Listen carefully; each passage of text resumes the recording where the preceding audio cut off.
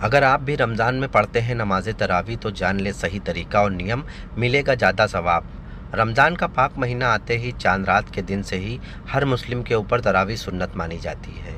تراویح قرآن مجید پاک کو پڑھ کر اور سن کر مکمل کیا جاتا ہے، جس کو الگ الگ مسجدوں میں الگ الگ دنوں تک پڑھا جاتا ہے، لیکن اگر آپ جلد بازی میں پڑھتے ہیں تو آپ کو اچھے سے سمجھ نہیں آئے گا۔ اس لیے جان لیں کس طرح پڑھیں اور کتنے دن تک پڑھیں۔ جانیں سب کچھ اس خبر میں سمپورن جانکاری۔ مولانا آچار ڈاکٹر شعیب ندوی کی زبانی۔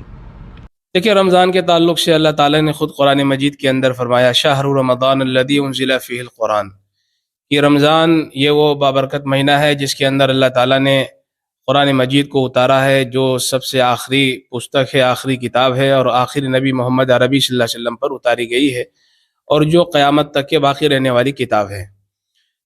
قرآن مجید کا رمضان سے بڑا گہرا تعلق ہے، چونکہ رمضان میں قرآن مجید کی تلاوت بھی ہوتی ہے اور نماز تراویح بھی ہوتی ہے۔ نماز تراویح کے اندر بھی قرآن مجید کو پڑھا جاتا ہے، اور اللہ کے رسول صلی اللہ علیہ وسلم نے فرمایا ہے کہ روزہ اور جو ہے قرآن، یہ دونوں چیزیں ایسی ہیں کہ جو بندے کے لیے قیامت کے دن اللہ کے ہاں سفارش کریں گے۔ یعنی روزہ یہ کہے گا کہ میں نے اس کو بھوک اور پیاس سے دن بھر بھوکے رکھا، لہذا اس کے حق میں میری سفارش قبول فرما لیجئے۔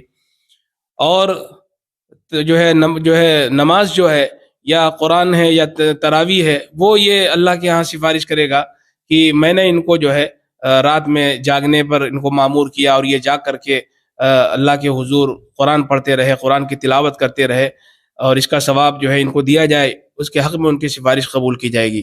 یہ بڑا گہرا تعلق ہے قرآن کا رمضان سے اور رمضان کا قرآن سے۔ دیکھا جاتا ہے قرآن مکمل کے لیے الگ الگ دن نردھارت کیے جاتے ہیں، کیا طریقہ صحیح ہوتا ہے، کس طرح سے قرآن؟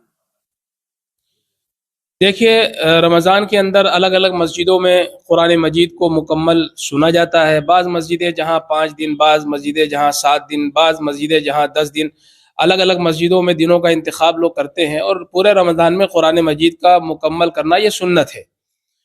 لیکن اس بات کا مزید خیال رکھا جانا چاہیے کہ قرآن کو کس طرح پڑھا جائے۔ حضور علیہ الصلوۃ والسلام کے اوپر قرآن مجید جو اترا ہے، اس میں ایک سورت ہے سورہ مزمل، اس کے اندر ایک آیت آئی ہے وَرَتِّلِ الْقُرْآنَ تَرْتِیلًا، کہ قرآن کو پڑھا جائے، ترتیل کے ساتھ پڑھا جائے۔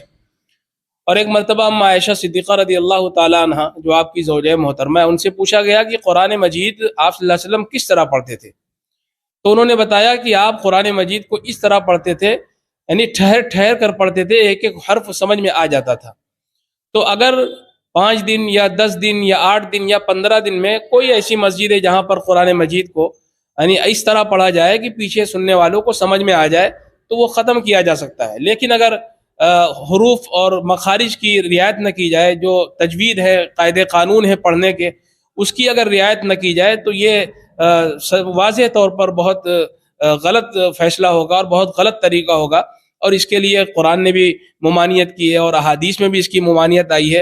اور ہندوستان کے بڑے بڑے جو مدارس ہیں، خاص طور سے دارالعلوم دیوبند ہے، دارالعلوم ندوۃ العلماء ہے، اور سلفیہ ہے، یہ بڑے بڑے مدارس ہیں، ادارے ہیں، انہوں نے بالکل صاف کہہ دیا کہ اگر قرآن مجید تجوید کے ساتھ نہیں پڑھا جا رہا ہے، اس کے حروف کی رعایت کر کے نہیں پڑھا جا رہا ہے، پڑھنے میں حروف اگر کٹ جا رہے ہیں، تو یہ قرآن کی صریح خلاف ورزی ہے اور اس سے بچنا چاہیے، یہ گناہ کی زمرے میں آ جاتا ہے۔ بعض فقہا نے تو لکھا ہے کہ نمازی نہیں ہوتی، لہذا اس کے لیے سنانے والے کو اور سننے والوں کو دونوں کو فکر کرنی چاہیے۔ بات کا اگر فکر کی ہے تو لگ بھگ دن کی بات کی جائے تو لگ بھگ اوسطاً کتنے دن میں؟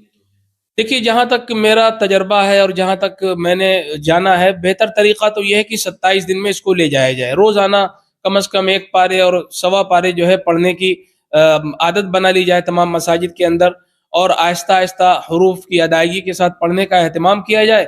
تو چونکہ پیچھے تمام طبقے کے لوگ ہوتے ہیں، کوئی انجینئر ہے، ڈاکٹر ہے، پروفیسر ہے، رکشہ پلر بھی ہیں، تمام کام کرنے والے ہیں، تو آپ کا پڑھنا اس درجے کا ہو کہ سب کو سننے میں آ جائے، یہی مطلوب ہے۔ اگر اس سے ہٹ کر کے کام ہو رہا ہے تو پھر رمضان جیسا بابرکت مہینہ ملا ہے، اگر اس میں بھی ہم قرآن نہ پڑھ سکیں یا قرآن نہ سنا سکیں یا لوگ نہ سن سکیں، تو میں سمجھتا ہوں کہ اس کے علاوہ کوئی اور دن، مہینہ اور سال نہیں آئے گا زندگی میں۔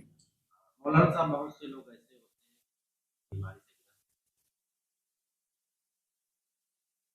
ایسے لوگوں کے لیے کیا؟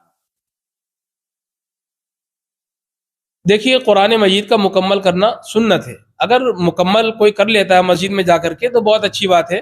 لیکن اگر کوئی ایسا ہے جو بیمار ہے, کسی وشیش بیماری سے پیڑت ہے وہ, اور مسجد نہیں جا سکتا ہے, تو وہ اپنے گھر میں 20 رکعت تراویح پڑھ سکتا ہے تن تنہا. یا مسجد میں چلا گیا تو وہ اگر کرسی پر بیٹھ سکتا ہے تو کرسی پر بیٹھ کے پڑھ لے, یا اگر زمین پر بیٹھ سکتا ہے تو وہ زمین پر بیٹھ کر کے پڑھ لے. بے وجہ بہتر نہیں ہے کہ وہ تراویح کی نماز کو چھوڑے. بھائی سنت ہے اور سال بھر میں یہ دن یہ موقع ملتا ہے تو کوشش یہ ہونی چاہیے. لیکن اگر وہ معذور مسجد نہیں جا سکتا ہے تو شریعت نے اس کو بھی اجازت دی ہے کہ وہ اپنے گھر میں پڑھ سکتا ہے, بیٹھ کر کے پڑھ سکتا ہے. مزید اس کو چاہت ہے کہ نہیں ہم کو پڑھنا ہی ہے تو وہ لیٹ کر کے بیماری کی حالت میں اشارے سے پڑھ سکتا ہے, اور اللہ کے قریب ہو سکتا ہے, اپنے آپ کو کر سکتا ہے وہ.